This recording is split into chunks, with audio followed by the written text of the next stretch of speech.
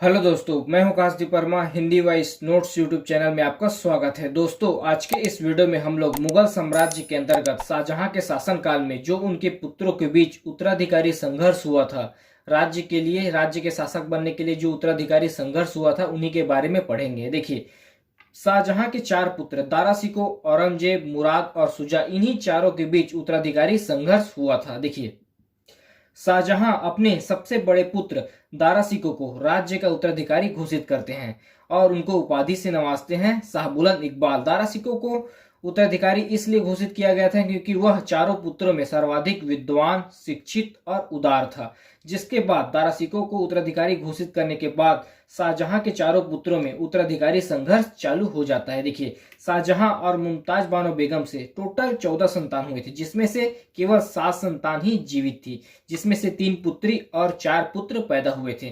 तीनों पुत्री का नाम था जोहान आरा, रोशन आरा और गोहान आरा, और उनके 4 पुत्र थे दारा शिकोह, औरंगजेब, मुराद और शुजा। जहान आरा दारा शिकोह का समर्थन करती थी, रोशन आरा औरंगजेब का समर्थन करती थी और गोहन आरा मुराद का समर्थन करता था। तो इन्हीं चारों पुत्रों के बीच दारा शिकोह, औरंगजेब, मुराद और शुजा उत्तराधिकारी संघर्ष चालू हो जाता है, शासक बनने के लिए संघर्ष चालू हो जाता है। तो सबसे पहले होता है बहादुरपुर का युद्ध यूपी में।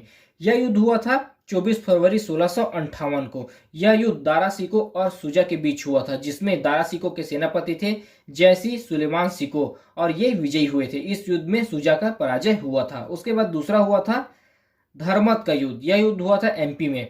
25 अप्रैल 1658 को यह युद्ध हुआ था। दारा शिकोह और औरंगजेब के बीच यह युद्ध हुआ था। दारा शिकोह के इस युद्ध में सेनापति थे जसवंत सिंह और कासिम खां, जिसके पराजय हुआ था, और इस युद्ध में औरंगजेब विजयी हुए थे।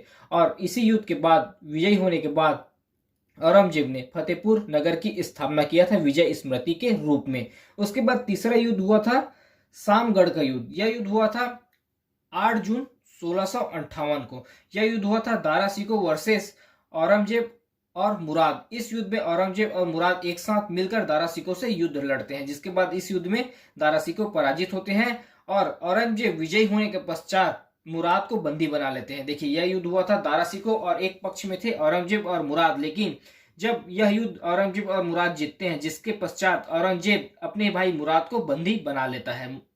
उसके बाद देखते हैं चौथा युद्ध हुआ था खानवा का युद्ध। यह युद्ध हुआ था 1658 को। यह युद्ध हुआ था औरंगजेब और शुजा के बीच, जिसमें शुजा का पराजय हुआ था और वह भागकर अराकान की पहाड़ियों में चला गया था और वहीं उनकी मृत्यु हो गई थी। उसके बाद देखते हैं अंतिम युद्ध।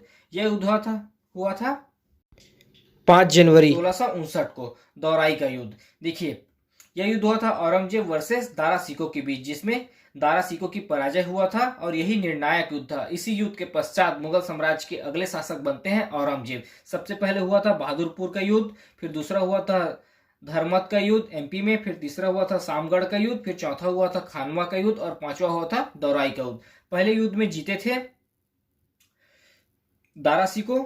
यह युद्ध हुआ था दारा शिकोह और शुजा के बीच, जिसमें दारा शिकोह विजयी हुए थे। दूसरा युद्ध हुआ था धर्मत का युद्ध एमपी में हुआ था 25 अप्रैल 1658 को, दारा शिकोह और औरंगजेब के बीच, जिसमें औरंगजेब का विजय हुआ था। तीसरा युद्ध हुआ था सामगढ़ का युद्ध। यह युद्ध हुआ था 8 जून 1658 को।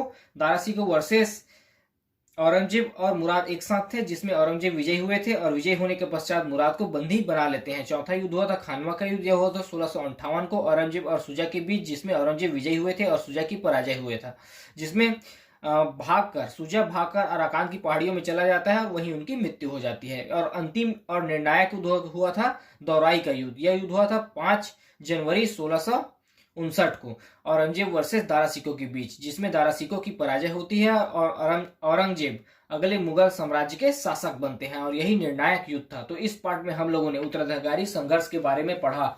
आपसे एक रिक्वेस्ट है, अगर अभी तक आपने हमारे चैनल हिंदी वॉइस नोट्स को सब्सक्राइब नहीं किया है तो प्लीज चैनल को सब्सक्राइब करें और वीडियो को लाइक शेयर जरूर करें। धन्यवाद।